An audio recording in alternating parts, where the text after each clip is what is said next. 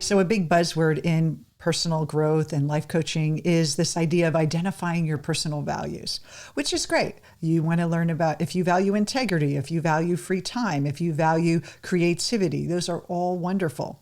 But most of our values are made through adaptation. They're made by the ego that's trying to fit in the world and be a good person and people like us. And so when we have our values, they're often driven by cultural, family, and social conditioning, and they actually aren't really ours that we chose.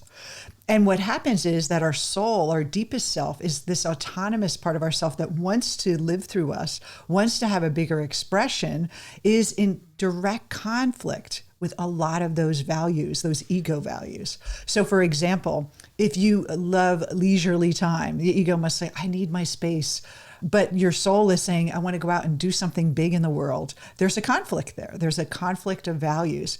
If I say I want to be a good person and the soul in us wants to express itself and maybe speak up and ask for things that they want, that is in conflict with being nice. Maybe I don't want to be pushy. And so what happens is this value identity, this idea of conceptualizing your self-identity around these values are great for beginners, but they will not take you to greater growth in your life. So here's how to look at them.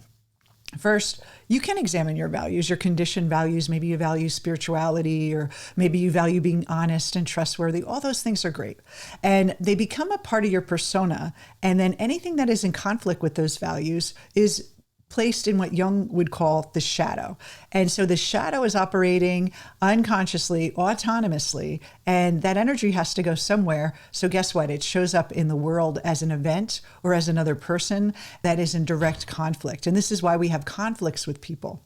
And have you ever had a confrontation with someone and your value being a good person, but you really want to tell them directly how you really feel, but you feel that like wrestling within yourself, a part of you is holding back, that ego saying, no, you can't really say that or else you won't be a nice person or you're going to hurt their feelings. Again, you're very limited, very, very shrunk down into this little conditioned being that doesn't have the ability to express how he or she truly feels.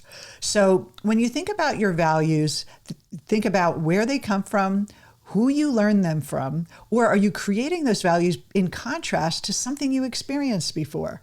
For example, some people create the value of trust because maybe one of their parents left and, they couldn't trust the parent anymore. They left for another person. They broke up the parent's marriage and the parent went off and abandoned you. Or someone values safety because they grew up in a household that was unsafe or chaotic. And so we end up creating these value systems in our mind, in our persona, in our conscious self, based on something that happened before. So again, it's not our choice. We're just creating it in compensation for something that happened to us. So it's very, very important to think about values in this way, because otherwise, if we just look at it on the surface, we think I value trust, I value honesty, I value kindness, and then you basically feel that that's the only way you can be. And also that you start projecting that onto other people and you expect them to be at this height all the time of perfection, of being super honest, super committed, everything that you value, and you don't give them any room to just be human.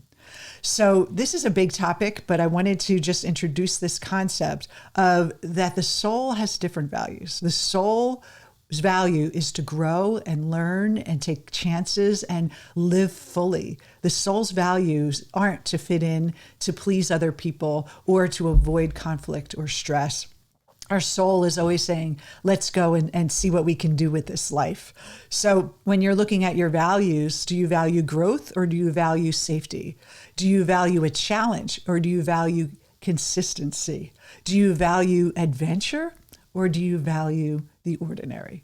And see what shows up for you when you look at this, and you'll be surprised at how much these values have limited your life.